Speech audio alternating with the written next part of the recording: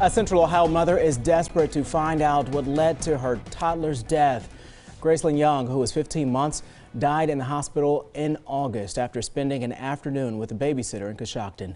Good evening to you, everybody, and thanks for joining us tonight at 6. I'm Kerry Charles. I'm Colleen Marshall. When investigators told Gracelyn's mother the case was hitting roadblocks, she turned to NBC4 Investigates' Jamie Ostroff to try to shine a light on this tragic story.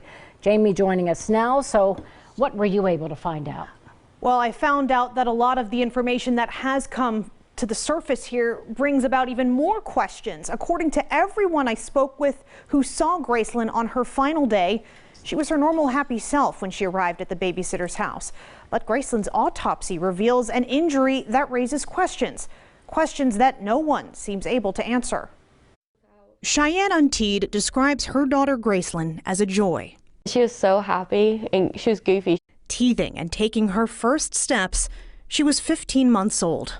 Goofy, but very sassy. She knew what she wanted and she knew how to get it. That's the little girl Cheyenne dropped off at the babysitter's house on August 10th.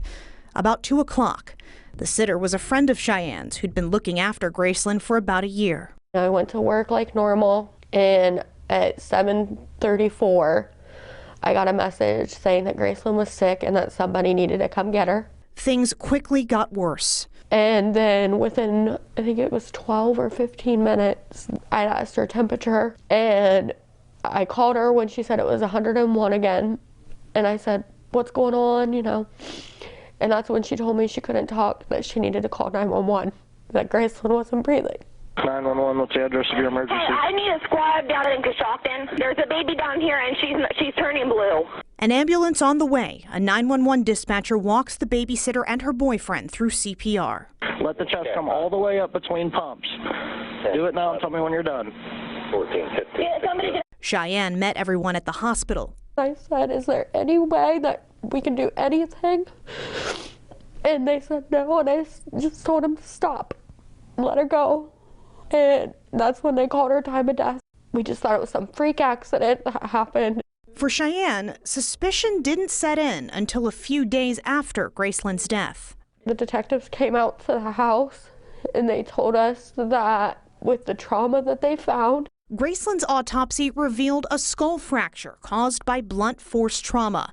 The report said it was an injury that likely took place 3 to 4 hours before Gracelyn's death. since then nobody can tell us how the fracture happened.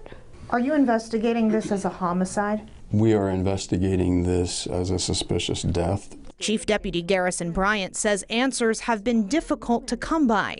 The trouble with cases like this is a lot of people had access to Gracelyn, which makes it very difficult to pinpoint. Those people include Gracelyn's family, the babysitter and her family, and Michelle McVeigh. It's my son's girlfriend. She operates a daycare out of a separate house at the same address.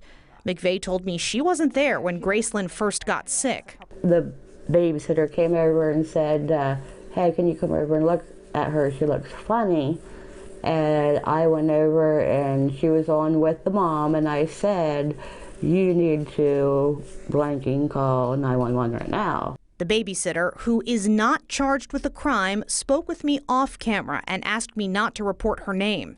She said she's been getting death threats, but told me she doesn't know how or when Gracelyn could have hit her head. That's not an acceptable answer. I've known her for years. I know when she's lying, I know when she's not.